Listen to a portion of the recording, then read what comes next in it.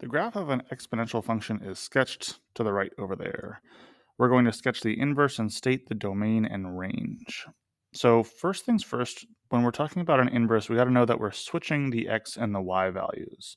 What that means is that if I am saying that I have a point on my exponential function here, which is at 0, 1, well, that means that my inverse, I'm switching the x and the y. So my inverse is going to have a point at 1, 0.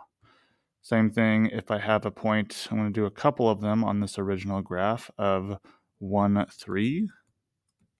Well, then my inverse is going to have a point at 3, 1.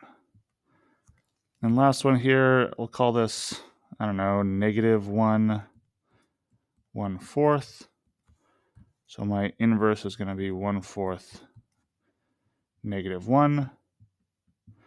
And so when we connect to this and we kind of get the general shape here, we should see a couple things. First of all, that it reflects over the line y equals x, so this dashed line here. And so when we are going through, we can see that if we were to fold on that line, those two would match up.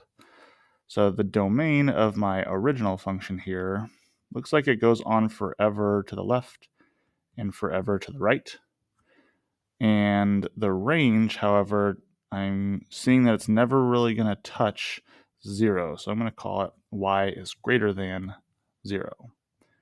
For my inverse, what I see is that my domain here looks like it's never touching 0. So my domain is going to be x is greater than 0.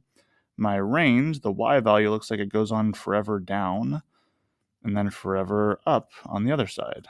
So what you notice is that the domain and range of these two functions switch, which makes sense because, like we said earlier, the inverse is switching x and y.